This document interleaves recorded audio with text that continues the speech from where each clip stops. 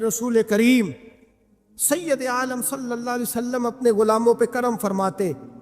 شاہ ولی اللہ محدث دہلوی ہندوستان میں جتنے مکاتب فکر ہیں سب کے متفقہ پیشوا ہے شاہ ولی اللہ. جو بھی کسی مکتبہ فکر سے تعلق رکھتا ہے شاہ ولی اللہ صاحب سے اس کا سلسلہ حدیث ملتا ہے. شاہ ولی اللہ صاحب کہتے ہیں میرے ابا جی شاہ عبد الرحیم محدث دہلوی بیمار ہو گئے. ساری زندگی نبی پاک کا دین پڑھایا, ساری زندگی حضور کے فرمان سے لوگوں کو آگاہ کیا, قرآن و سنت کا درس دیا, فالج ہو گیا. لوگ باتیں کرنے لگے. کہتے ہیں میرے والد صاحب کہتے ہیں میں رونے لگا کہ یا رسول اللہ میں کسی اور کا تو نہیں, میں تو آپ کا ہوں, نظر کرم ہونی چاہیے. فرماتے ہیں میرے والد گرامی کہ اچانک میرے گھر میں روشنی پھیلنے لگی, خوشبو آنے لگی, اور میرے استاد گرامی شاہ عبد العزیز محدث دہلوی خواب میں آئے. کہنے لگے عبد الرحیم یہ چارپائی سیدھی کر, جس طرف تیری چارپائی کے پیر ہے یہ دروازہ اس طرف کھلتا ہے, جلدی سے سائیڈ بدل. کہتے ہیں میں نے فٹافٹ شاگردوں سے کہا سائیڈ بدل دی. میں نے کہا استاد جی کیا ہونے لگا ہے؟ کہنے لگے تیرے گھر میں رسول اللہ تشریف لا رہے ہیں, نبی پاک کی جلوہ فرمائی کا وقت ہے. انفاس العارفین میں شاہ ولی میں نے اس آدمی کی بات چھیڑی ہے جو سب کے متفقہ ہے. کہتے ہیں اندر آئے, نور آیا, روشنی آئی, خوشبو آئی. شاہ عبد الرحیم صاحب کہتے ہیں میں کیا دیکھتا ہوں, مصطفیٰ کریم آئے ہیں. ایک طرف ابو بکر صدیق ہے, دوسری جانب مولا علی شیر خدا ہے. فرماتے حضور تشریف لائے, اپنا کوئی ملے تو دکھ سارے یاد آ جاتے ہیں.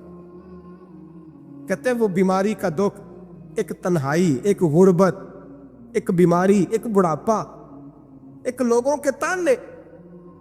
حضور کو دیکھا نا تو میرے آنسو دریا کی طرح بہے. کہتے ہیں رسول پاک میرے قریب آئے, میں فالج زدہ تھا, اٹھ نہیں سکتا تھا. چارپائی پہ بیٹھے بیٹھے میں نے حضور کے سینے پہ سر رکھ دیا اور رونے لگا. میرے آنسو حضور کے کرتے پہ گرنے لگے. کہتے ہیں نبی پاک کی داڑھی مبارک میرے چہرے سے لگنے لگی. اتنی تسلی دی محبوب نے, اتنی تسلی دی کہ فرماتے اگلے پچھلے سارے غم ہی میں بھول گیا. مجھے لگا کہ دنیا کا خوش قسمت خوش نصیب شخص میں ہوں اور مجھے فرشتے جن اور انسان سلامی دینے آ رہے. شاہ عبد الرحیم صاحب کہتے ہیں جہاں جہاں درد تھی نبی پاک نے دستے شفا پھیرنا شروع کیا. کہتے ہیں ہاتھ حضور کا لگتا گیا, شفائے اللہ عطا فرماتا گیا. فرماتے شفائیں دوڑ گئی, خوشبوئیں پھیل گئی, طاقتیں آ گئی. فرماتے حضور نے تھبکی دی, کہا بس کر دے, میں آج ہو گیا ہوں, میں آج ہو گیا ہوں. تسلی دی مصطفیٰ کریم, تسلی. خواب میری وچ آیا ماہی, میں اودے گل وچ پا لئیاں باواں, پھر ڈر دی ماری اکھ بھی نہ کھولا کتے پھر وچھڑ نہ جاواں. چر ہویا مینوں ترلے لیندیاں, کدی موڑ میرے ول واگاں. خواب میری وچ ایک وار دیا میں ساری عمر نہ جاگا. کہا نبی پاک بس کرنا, آج ہو گیا ہو. کہتے میرا دل کیا کہ حضور جا رہے ہیں تو کوئی تحفہ ہی عطا کر دے.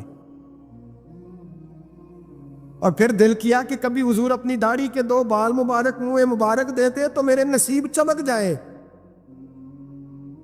کہتے ہیں میرے دل میں خیال تھا, قربان جاؤں میرے رسول پاک نے یوں داڑھی پہ ہاتھ پھیرا اور 2 منہ مبارک اتارے. فرمایا چل یار فکر نہ کر, تو رکھ لے. کہتے حضور نے مجھے دیے. اللہ کے حبیب جانے لگے, دروازے تک پہنچے تو میں نے اپنی چارپائی کو ٹٹولا تو بال ہی نہیں. میرے دل میں خیال آیا منہ مبارک کہاں گئے. کہتے ہیں نبی پاک نے رخ پھیرا اور حضور نے فرمایا تکیہ اٹھا کے دیکھ, میں نے تیرے تکیے کے نیچے رکھ دیے. تکیہ اٹھا کے دیکھ. فرماتے حضور چلے گئے. سویرے چنگا بھلا اٹھ کے چلنے لگا تو لوگ کہنے لگے یہ کرشمہ کیسے ہوا؟ میں نے کہا اس نے شفا دی ہے، جو شفا دینے والے کا محبوب ہے، جو شفا دینے والے کا حضور علیہ السلام کا دست مبارک پھرا ہے، شفا ہو گئی۔ اور میں نے کہا دلیل یہ ہے کہ مصطفیٰ یہ اپنے 2 بال مبارک بھی دے گئے ہیں۔ یہ اعتراض کرنے والے فوراً کان کھڑے ہو گئے۔ عقل کو تنقید سے فرصت نہیں، عشق پر ایمان کی بنیاد رکھ۔ کہنے لگے یہ واقعی حضور کے ہیں؟ 3 آ گئے، کہنے لگے واقعی۔ میں نے کہا جاؤ دھوپ میں لے کے جاؤ۔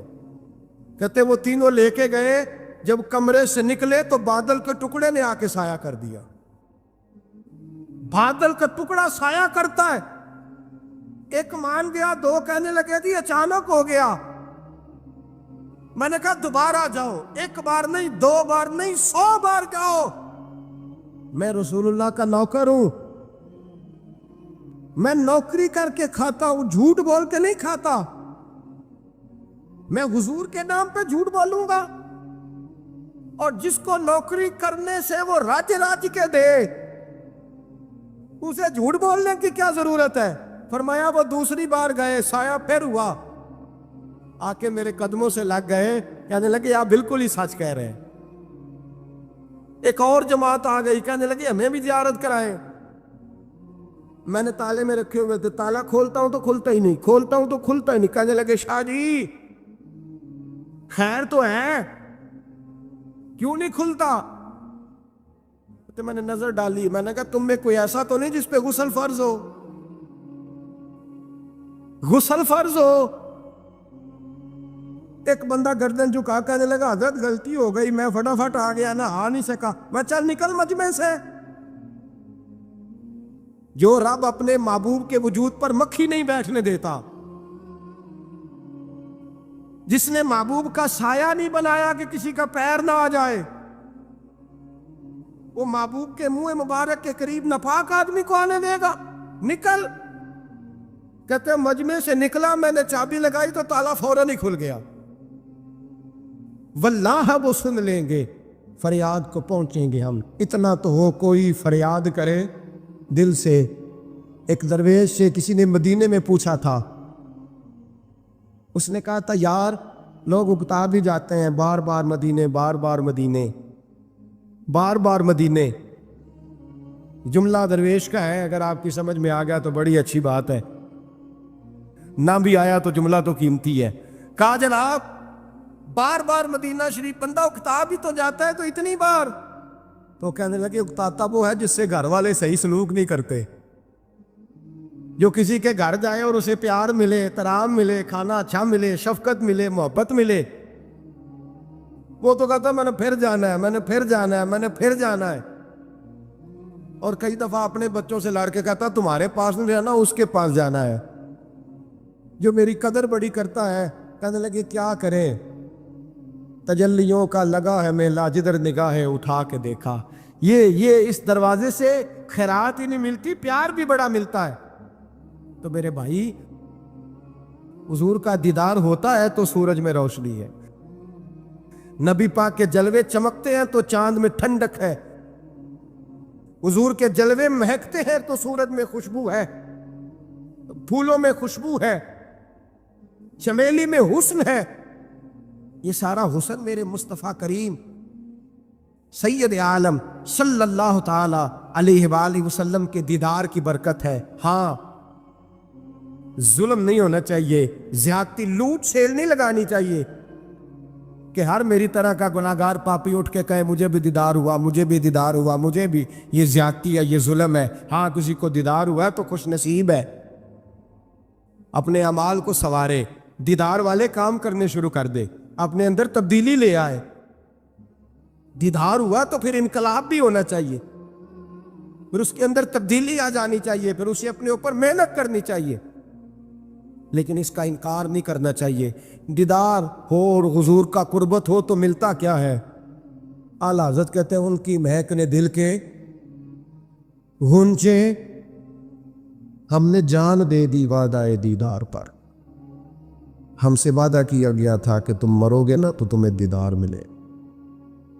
تو ہم نے جان ہی دے دی وعدہ دیدار، جان ہی دے دی وعدہ دیدار پر۔ اور پھر فرماتے ہیں نقد اپنا دام ہو ہی جائے گا۔ فرماتے ہیں ہم نے جان دی ہے اس وعدے پر کہ وہ ملے گا، تو امید ہے کہ یہ سودا ادھار دیں۔ جیسے ہی قبر میں جائیں گے سامنے حضور کی زیارت نصیب ہو جائے۔ اس لیے لحد میں بھی عشق رخ شاہ کا تاگ لے کے چلے، اندھیری رات سنی تھی سو چراغ لے کے چلے۔ یہ حدیث آپ نے بھولنی نہیں، یہ تنہائیوں میں یاد رکھنے کی روایت ہے، یہ تنہائیوں میں پڑھنے کی روایت۔ یہ اپنے ذوق کو تازہ، جو لوگ کہتے ہیں نا وجد سرور کیف میں جانا چاہتا ہوں، وہ مشکاہ شریف کی اس حدیث کو دیکھے۔ اللہ کے حبیب علیہ السلام نے فرمایا لوگوں میں تمہیں بتاؤں قیامت کے دن اللہ تعالیٰ بندوں سے پہلا سوال کیا فرمائیں گے اور بندے اس کا جواب کیا دیں گے؟ یا رسول اللہ کرم فرمائیے، بتائیے۔ تو کریم فرمانے لگے اللہ تعالیٰ قیامت کے دن بندوں سے سب سے پہلا سوال، اگرچہ بعض اور احادیث میں اور سوالات بھی آئے ہیں قیامت میں جو سب سے پہلے ہوں گے، لیکن اس حدیث میں یہ والا سوال حضور نے بیان فرمایا۔ حضور فرمانے لگے اللہ قیامت کے دن اپنے بندوں سے سب سے پہلا سوال یہ فرمائے گا، کیا تم میری ملاقات کو پسند کرتے تھے؟ اوئے ہوئے ہوئے، کیا تمہارا ملنے کو جی چاہتا تھا؟ کبھی اے حقیقت منتظر نظر آنا لباس مجاز۔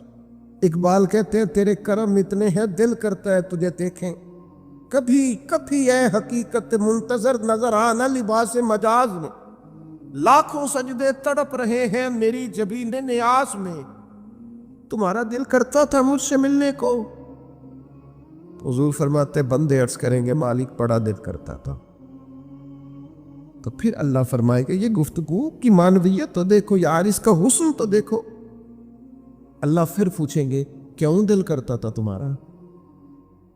دل کرتا تھا تو کیوں کرتا تھا؟ عرض کریں گے مالک اس لیے کہ ہمیں امید تھی کہ تو معاف بھی کر دے گا، رحمت بھی فرمائے گا، اس معافی کی امید پر دل کرتا تھا تو ملے۔ حضور فرماتے ہیں پھر رب فرمائے گا مجھ پر واجب ہے، میں نے اپنے کرم سے واجب کر لیا ہے کہ آج تمہیں جنت عطا کروں گا۔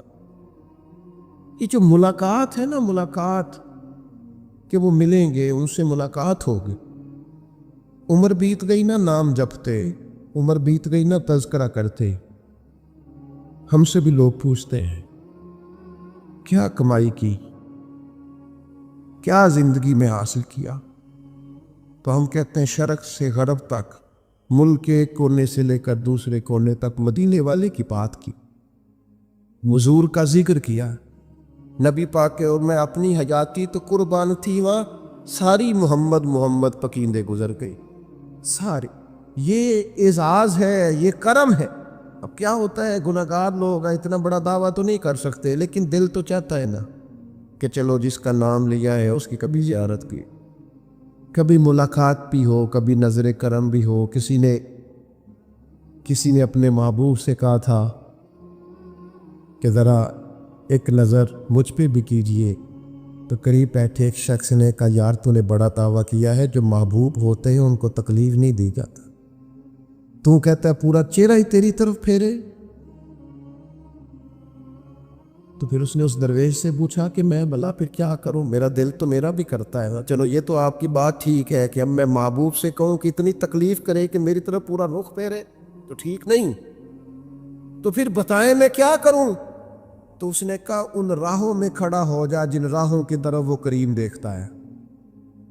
چلو اسی با کردار کو دیکھتے دیکھتے بیچ میں تیرے اوپر بھی نظر، مجھ پہ محشر میں نصیر ان کی نظر پڑ ہی گئی، مجھ پہ محشر میں نصیر ان کی نظر۔ اوئے ہوئے اللہ کرے آپ کو بھی وہ لطف آئے جو مجھے آ رہا۔ کہتے مجھ پہ محشر میں نصیر ان کی نظر، یہ انتہائی عاجزی ہے کہنے والے کی۔ اس نے بالکل اپنے آپ کو ختم کر کے کہا کہ میں قابل تو نہیں تھا، اور میں پھر تکلیف دیتا کہ میری طرف دیکھیں اسپیشل میرے لیے وقت نکالے۔ پر کرم یہ ہوا کہ مجھ پہ محشر میں نصیر ان کی نظر پڑ ہی گئی، کہنے والے اسے کہتے ہیں خدا کا کرنا، کہنے والے اسے کہتے ہیں خدا کا کرنا۔ اللہ نے کیا کہ نظر مجھ پر پڑ ہی گئی، اور جب پھر پڑ گئی تو تیری ایک نظر کا کمال ہے اور میری زندگی کا سوال ہے۔ بس جب پڑ گئی تو سو پھر پڑ گئی۔ موت سے وہ بندہ کبھی نہیں ڈرتا جسے ملاقات کا شوق ہو، ملنا چاہے داتا علی اجمیری سے اور موت سے ڈرے، ملنا چاہے حضرت غوث پاک جیلانی سے اور پھر موت سے ڈرے۔ زندگی گزری ہو علی علی کرتے، پھر موت سے ڈرے۔ عمر بھر سیدنا عثمان غنی کی سخاوت کی بات کی ہو اور پھر جنت میں جا کے ان سے ملنے کا شوق پیدا نہ کرے۔ ساری زندگی سیدنا فاروق کا عدل بیان کیا ہو، ساری زندگی ان کے انصاف کا تذکرہ کیا ہو، پوری امت کو بتایا ہو کہ اگر جینا چاہتے ہو تو عمر کے رستوں پر چلو، اور پھر یہ موت سے ڈرے اور مر کے جناب فاروق اعظم کی زیارت کو پسند نہ کرے۔ جسے صدیق کی وفائیں یاد ہو، جنہیں جناب ابو بکر صدیق کا عشق یاد ہو، وہ پھر ان کی زیارت نہ کرنا چاہے اور ساری عمر حضور کی نعت پڑھی ہو۔ مانا نہیں آتا تھا پھر بھی کہا بلغ العلا بکمالہ کشفت تجا بجمالہ حسنت جمیع خصالہ صلو علیہ۔ بالہ سے نہیں ترجمہ آتا تھا، پر جب بھی کو پڑھتا تھا یہ بھی جھومتا تھا، مولا یا صلی وسلم دائماً۔ میں آپ کو بتاتا ہوں، توتلا آدمی، توتلا اور دیوانہ مجذوب بیچارہ، سمجھ نہیں، توتلا بولنا بھی ٹھیک نہیں آتا۔ مجھے نماز کا سلام پھرا دو، وہ جلدی آ گئے، اور ایک مجذوب آدمی تھے، سادے تھے، تو سلام لی تو کہنے لگے میں گل کر لی سی، تو میں نے ان سے کہا کہ تھوڑی دیر کے بعد ملتے ہیں۔ 7 آدمی ہے، اللہ مجھے معاف کرے، میں کوئی نقل تو نہیں ان کی اتار سکتا۔ اس زبان کو ہم توتلی نہیں کہتے، ہم اس زبان کو بلالی زبان کہتے ہیں۔ یہ بڑی خوبصورت زبان ہوتی ہے، یہ جو توتلے لب و لہجے ہوتے ہیں نا، وہ جب بچہ پوری طور پہ اماں نہیں کہہ سکتا، توتلا ہوتا ہے، تو کوئی مزہ آتا ہے اماں کو اماں کہلوانے میں۔ جب وہ پوری طور پر باپ کو بابا نہیں کہہ سکتا اور توتلا ہوتا ہے تو کوئی مزہ آتا ہے کہنے میں۔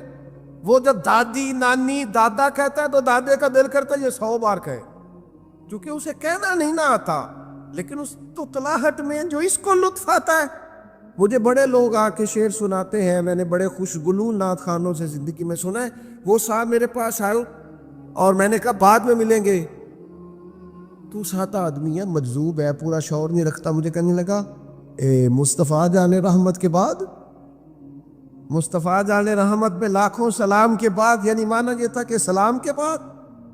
اب بڑے بڑے سریلے بندوں سے بھی بندہ سنتا ہے، میرا دل کرے، اور میں نے جان بوجھ کے ان سے کہا دوبارہ کیا آجے ذرا، کیونکہ توتلے تھے نا۔ میں نے کہا تو کہنے لگے مصطفیٰ جان رحمت پہ لاکھوں سلام کے بعد، او میرے عزیز یاد رکھو، ساری زندگی حضور کی نعتیں پڑھی، نبی پاک کے تذکرے سنے، اب موت سے ڈر جائیں؟ حالانکہ موت تو ایک پل ہے، پل سے گزریں گے تو سامنے اللہ کا دیدار بھی ہوگا، مدینے والے کی زیارت بھی نصیب ہو۔ تو زیارت ہوگی، اور ہر نظر کانپ اٹھے کہ محشر کے دن خوف سے ہر کلیجہ دہل جائے گا، اوڑھ کر کالا جپا وہ آ جائیں گے، اور سارے محشر کا نقشہ بدل جائے گا۔ یہ موت کا خوف نکالنے والی چیزیں ہیں، ڈر۔ اچھا مجھے ایک بات بتائیں، یہ میں امید کی بات کرنے لگا ہوں، چلے اب یہ بات تو مشکل ہے پر کرنی پڑے گی، مجبوری ہے۔ کبھی کبھی ابا جی سے مار بھی پڑ جاتی ہے بندے کو گھر میں، تو 2-4 لگ بھی جاتی ہیں، تو اس وقت نا جو سب سے بڑا سہارا کسی کو نصیب ہوتا ہے وہ یہ ہوتا ہے کہ اللہ کرے اماں گھر میں موجود ہو۔ اور میں نے دیہاتوں میں کئی مائیں ایسی دیکھی ہیں جو بیٹے کے حصوں کی مار کھاتی ہیں۔